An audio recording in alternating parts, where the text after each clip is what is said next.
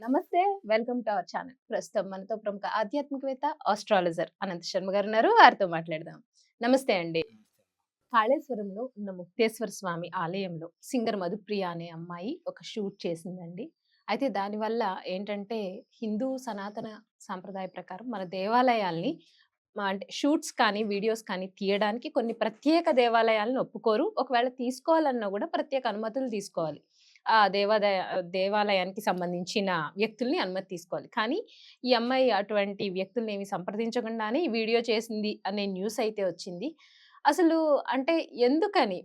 ఎప్పుడు ఏదైతే చెయ్యకూడదు అంటారో, అంటే ఎవరు పీరియడ్స్‌లో టెంపుల్‌కి వెళ్ళకూడదు అంటే దాన్నే వెళ్ళాలి అంటారు. అయ్యప్ప స్వామి గుడికి స్త్రీలు అంటే ఒక వయసొచ్చిన అమ్మాయిలు వెళ్ళకూడదు అంటే దానికే వెళ్తారు. ఎందుకని ప్రత్యేకించి హిందూ దేవాలయాల మీద కానీ, లేకపోతే మన సనాతన ధర్మం మీద గాని మన వాళ్ళే, బయట వాళ్ళు పోనీ చేస్తున్నారంటే అది వేరు. మన వాళ్ళే ఎందుకని ఇలా బిహేవ్ చేస్తారండి? దాని గురించి మీరేం మాట్లాడాలి? అమ్మా! మీరు అడిగిన ప్రశ్న ఎలా ఉందంటే, ఇవాళ కాల పరిస్థితి చాలా చండాలంగా హ్మ్. తయారైంది. ప్రతి చోట. అందులో ఎక్కువ ఎవరు చేస్తున్నారయ్యా తప్పులంటే, తెలుగు వాళ్ళు ఎక్కువైపోయారు. హ్మ్. మిగతా స్టేట్‌ల కన్నా తెలుగు వాళ్ళలో, తెలుగు రాష్ట్రాల్లో చేసే తప్పులు ఇన్ని అన్ని కాదు. వద్దన్న పని చేయడంలో హ్మ్. వీళ్ళే మొట్టమొదటి అడుగులో ఉంటారు. ఏ విషయంలోనైనా. ఇప్పుడు ఫర్ ఎగ్జాంపుల్ ఉంది.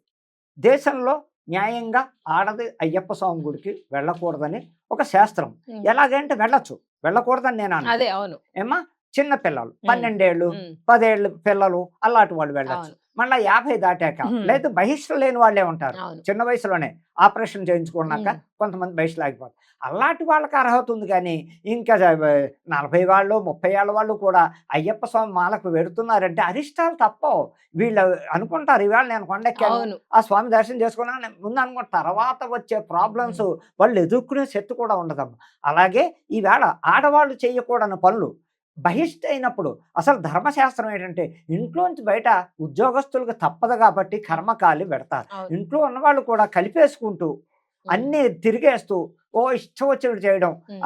ఎలా పడితే అలాగా ఏది మామూలు రోజుల్లో ఉన్నట్టు ప్రవర్తించేయడం, దేవుళ్ళని తాకేయడం అవి కూడా రేపు రాబోయే ప్రమాదాలు ఎలా ఉంటాయంటే అమ్మ మామూలుగా ఉండవు ఈ ప్రమాదాలు. హ్మ్. వాళ్ళు తెలిసి చేస్తున్నారో తెలియక చేస్తున్నారో లేకపోతే ఏం కాదులే, ఏమవుతుంది మనం ఎలా ఉంటే అనే మూర్ఖత్వంతో ఎప్పుడైతే ప్రవర్తిస్తున్నారో దేశంలో ఆడవాళ్ళ అరిష్టాలు హ్మ్. ఎక్కువైపోతున్నాయి. హ్మ్. ఎలాగయ్యా ఈ రేప్ కేసులని, కిడ్నాపింగ్‌లని ఎందుకు జరుగుతున్నాయి? హ్మ్. మనం చేసే తప్పులే.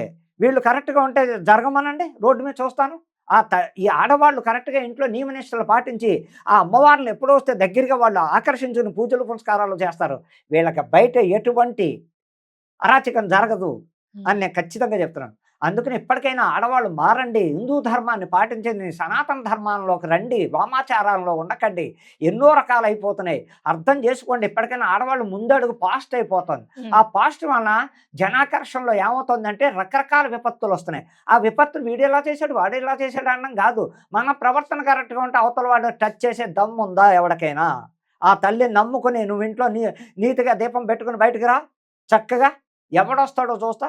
అదేం లేదు. విచ్చలవిడిగా మగరాయుళ్ళ కన్నా ఎక్కువగా, మగవాళ్ళ కన్నా ఎక్కువగా విచ్చలవిడిగా తిరుగుతుంటే అమ్మా నాకు బయటెలా జరిగింది? నాకిలా అయిపోయిందంటే ఎందుకవ్వవు? అపచారాలు. మీరు చేస్తున్న అపచారాలు, మీరు చేస్తున్న తప్పులే. నన్ను అర్థం చేసుకోండి. లేదు తిట్టుకోండి. నేను మీ మంచి కోరి చెప్తున్నాను గానీ మిమ్మల్ని మీద నేను కోపతాపాలతో నేను ఎవ్వరికీ చెప్పట్లేదు. అలాగే ఈ మధ్య దేవాలయాల మీద చాలా కుట్రలు జరుగుతున్నాయి. అవునండి. ఈ మధ్య కాలంలో ఒక బ్రాహ్మణ్ణి కొట్టారు దేవాలయంలో. అది అన్ని పూజారి. మతస్థులు. హ్మ్. పూజారిని కొట్టారు. హ్మ్. ఇది ధర్మమేనా అసలు? ఏంటి గుడిలోకెళ్ళి ఆ పూజారిని లాగి కొడతారా? అదే గదా! ఎంత పాపం అమ్మా అది? ఏదైనా చేసాడు. బయటకొచ్చాక ఏవండీ పంతులు గారు మీరు ఇలా చేశారు అనా? ఏంటి వాడి మాట వినకపోతే కొడతాడా? హ్మ్. ఇంకెక్కడుందమ్మా ధర్మం? అదే కదా! దేవాలయాల్లో దేవుళ్ళని విగ్రహాలు పడగొట్టేసి, పగలగొట్టేసి, దేశమంతా నాశనం హ్మ్. చేస్తుంటే, హ్మ్. ఇంకా అమ్మవారు ఉగ్ర రూపం ఎందుకు దాల్చదు? ఖచ్చితంగా దాలుస్తుంది. అలాగే ఈ మధ్య కొత్తగా కాళేశ్వరంలో, హ్మ్. ముత్తేశ్వర స్వామి దేవాలయంలో హ్మ్. సింగర్ మధుప్రియ. మధుప్రియ గారు మరి ఏ ఉద్దేశంతో, ఏ అహంకారంతో వెళ్ళిందో నాకు అర్థం కావట్లేదు. వెళ్ళింది. ఆ షూటింగ్ పర్మిషన్ తీసుకోవాలి. అక్కడ వాళ్ళందరిని. హ్మ్. పర్మిషన్ తీసుకుందో లేతే డబ్బిచ్చి కొందో వాళ్ళని అర్థం కావట్లేదు. హ్మ్. ఆవిడ ఆ దేవాలయంలో ట్రస్టీ మెంబర్‌ని గాని, ఈవోని కానీ, అయ్యగారులు గాని మరి ముందుగానే మాట్లాడుకుని ఆవిడ ఏదో డబ్బైనా ఇచ్చి ఆశ చూపించి అలా అసలు చేసింది. ప్రాంగణం తీసుకో. ఆ ప్రాంగణం షూట్ అవును. చేయి. అవును. చక్కగా తప్పులేదు. నువ్వు హ్మ్. గర్భగుడిలోకెళ్ళే అర్హత ఉందా? అసలు ఏ ఉద్దేశంతో నువ్వు గర్భగుడిలోకి వెళ్ళి తలుపులేసి షూట్ చేస్తావా? అసలు వాళ్ళైనా యాక్షన్ తీసుకున్నామండి. ఇప్పుడు పోలీస్ కేసు పెట్టి ఇరికించవలసిన బాధ్యత ఉంది. చాలా తప్పమ్మా. ధర్మం తప్పకూడదు. ఎంతవరకు ఇప్పుడు నేనే ఉన్నా, నేను పేరున్న వాళ్ళం, సిద్ధాంతుడే. మేమే వెళ్ళాం, బయటే గడప దగ్గరే నిలబడి, బాగా తెలుసు పురోహితుడు సిద్ధాంతం, అయ్యగారు కొంచెం లోపల రండి పర్వాలేదంటే, నేను ప్యాంట్లో ఉంటే వెళ్ళను, పంచెలో ఉంటే ఖచ్చితంగా పెడతా లోపల పిలిస్తే. అలా ఉండాలి. కానీ ఇంకెవరు పడితే వాళ్ళు గర్భగుడిలోకి వెళ్ళిపోవడం, ఓ శుభ్రంగా అమ్మవార్ల అలంకరణ ఏమిటమ్మా ఆచారం? ఎక్కడ అసలు సనాతన ధర్మం ఉందా చెప్పండి? లేదు, అయిపోయాయి. ఈవేళ అన్ని ధర్మాలు మర్చిపోయాయి. ఆఖరికి సాంప్రదాయం ఎలా ఉందా? విదేశస్తులు పాటిస్తున్నారండి. అక్కడి నుంచి ఇక్కడికి వచ్చి వాళ్ళు విదేశస్తులు వస్తారమ్మా సరదాగా మన దేవాలయాలు చూడడానికి. వాళ్ళు కట్టుబొట్టు చూస్తే తిరుపతిలో చూశాను నేను, అన్నవరంలో చూశాను, వైజాగ్లో చూశాను. దేవాలయాల్లో మన విదేశస్తులు ఆడవాళ్ళు వస్తారు. ఆ చీరకట్టు, ఆ బొట్టు, నిజంగా మన తెలుగు రాష్ట్రాల్లో ఏ ఆడది వాళ్ళ ముందు పనికి రాదు. అంటే 2 రకాలు ఉన్నాయి ధర్మం. ఒక గుడికి వెళుతున్నాం, ఆడవాళ్ళ గురించే చెప్తున్నాను. ఆ గుడికి వెళ్ళే పద్ధతిలో వస్త్రధరణ ఎంత చక్కగా ఉండాలో, ఆ వస్త్రధారణ కరెక్ట్గా ఉండి చక్కటి బొట్టు పెట్టుకుని, జుట్టు విరమోసుకోకూడదమ్మా, చాలా తప్పది. జుట్టు విరమోసుకోవడం గుడికి వెళ్ళడం అన్నది సాక్షాత్తు అది చాలా తప్పు. దాన్ని చక్కగా పరిష్కారాలు చేసుకుని వాళ్ళని విదేశస్తులనైనా చూసి వాళ్ళు పాటించే విధానాలు మన వాళ్ళైనా కళ్ళు తెరుచుకోండి. ఏదో సంవత్సరం నేను అమెరికాలో ఉండొచ్చాను, ఇంకేం లేదు, నేను కటింగ్ చేయించు తిరుగుతాను, నేను బొట్టు పెట్టుకోను అంటే అది పద్ధతి కాదు. వాళ్ళు ఇక్కడికి వచ్చి మన ఆచారాలు పాటిస్తున్నారా? మీరు వెళ్ళి ఏదో ఒక ఏడాది గొప్ప కోసం అక్కడికి వెళ్ళి ఉన్న ఆచారాలు మర్చిపోయి, కట్టుబొట్లు మర్చిపోయి, ధర్మాలు మర్చిపోయి, ఆఖరికి నెలసరి కూడా మర్చిపోయి ప్రవర్తిస్తున్నారు. ఇది తప్పు. ఇప్పుడు పోతే ఈ సింగర్ మధుప్రియ గారు చేసింది 100% తప్పు. గర్భగుడిలోకి వెళ్ళనివ్వడం, అక్కడ ఈవోది తప్పు, ఆ బ్రాహ్మణుది అర్చకులు లోపలికి వెళ్ళనివ్వడం తప్పు. అబ్జెక్షన్ పెట్టాలి. అమ్మ ఇది రేపు పొద్దున్న మాకు ప్రమాదం మీకు వస్తుంది. అలాగే అయింది. ఈవోని సస్పెండ్ చేశారు, కొంతమంది అయ్యగారిని కూడా సస్పెండ్ చేశారు. ఈవిడ చేసిన పని వాళ్ళ కడుపు కొట్టింది. ఎంత తప్పు అయింది? వాడు డబ్బు కక్కుర్తి పడే చేశారో వేరే చేశారో, అక్కడ అయ్యగారుల కడుపు కొట్టిందో. ఇప్పుడు ఈవిడ భవిష్యత్ ఏంటి? రేపు పొద్దున్న ఈవిడ ఏమన్నా ఇంకెంటర్వ్యూ పిలుస్తారా? పాటలు పాడించుకుంటారా? ఇలాంటి అపచారాల పనులు చేస్తుంటే ఈవిడికి చెప్పవలసింది ఒకటి, ఇలాంటి పనులు చేయడం వల్ల దేవాలయాల్లో అసలు ధర్మశాస్త్రం డైరెక్ట్ దేవుడిని ఎప్పుడు కూడా కెమెరా పెట్టకూడదమ్మా. అవి సెట్టింగుల్లో పెడతారు, కానీ ధర్మంగా డైరెక్ట్ లైవ్లో కెమెరాకి పెట్టకూడదు. పెట్టడం వల్ల కూడా ఎన్నో ప్రాబ్లమ్స్ వస్తాయి. చిత్రీకరించి చక్కగా చుట్టూరా పెట్టి నువ్వు తీయాలి, కానీ డైరెక్ట్ దేవుడిని ఎవరైనా సరే, అమ్మవారొచ్చు, ఈశ్వరుడు అవ్వచ్చు, ఆంజనేయ, డైరెక్ట్ ఎప్పుడూ కూడా కెమెరా చూపించకూడదు. వాటి వల్ల కూడా ఎన్నో అనర్థాలు వస్తున్నాయి. ఇవి తగ్గించుకోండి, మారండి. యాంకర్ల దగ్గర నుంచి అందరికీ చెప్తున్నా, షూట్ చేసేటప్పుడు ధర్మం ఆలోచించండి, బుర్ర ఉపయోగించండి.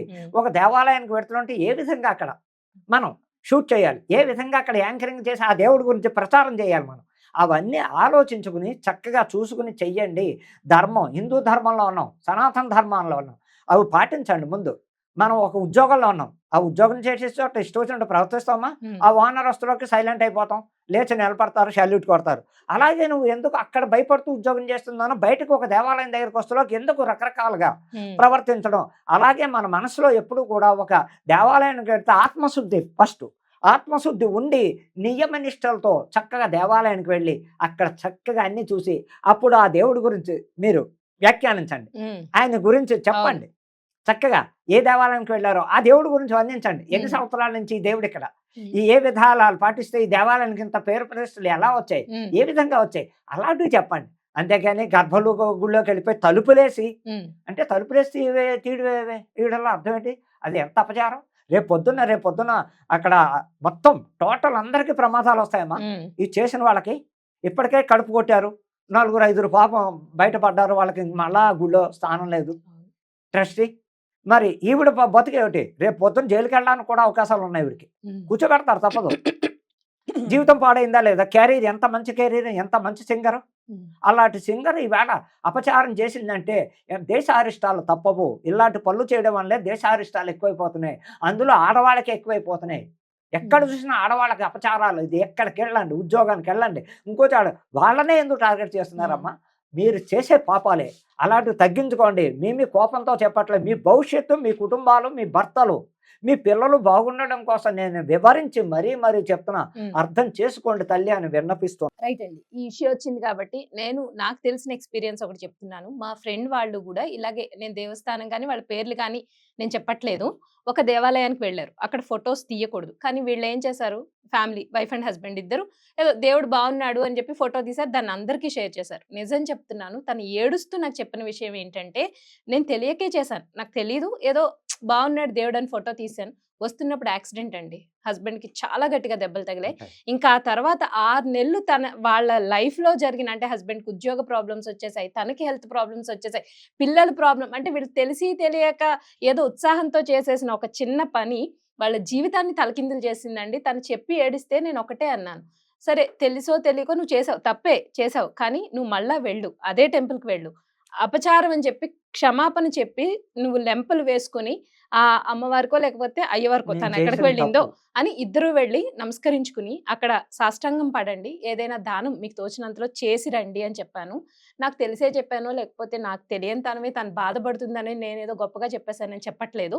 కానీ తను వెళ్ళి అలా చేసిన తర్వాత నెమ్మదిగా తన సమస్యలన్నీ ఇప్పుడు చాలా నార్మల్‌గా ఉంటది. ఇప్పటికి తను నాకు మెసేజ్ చేస్తది. నిన్న ఈ ఇష్యూ గురించి కూడా అయ్యో! ఇలా తెలియకుండా చేసి చాలా ఇబ్బందులు ఎదుర్కొంటారు ఫణి అని చెప్పి తను నిన్న ఈ ఇష్యూ గురించి కూడా నాకు ప్రత్యేకించి దేవాలయాల్లో ఇక్కడ ఫోటో తీయకండి అంటే మీ ఉత్సాహంతో అతి ఉత్సాహంతో ఫోటో తీసుకొని లేనిపోని సమస్యలైతే దయుంచి తెచ్చుకోవద్దండి. ఇది మా ఛానల్ తరపున మేం చేస్తున్న మనవి. గురువుగారు నిజంగానే మీరు చాలా చక్కగా వివరించారండి. ధన్యవాదాలు. చాలా సంతోషం.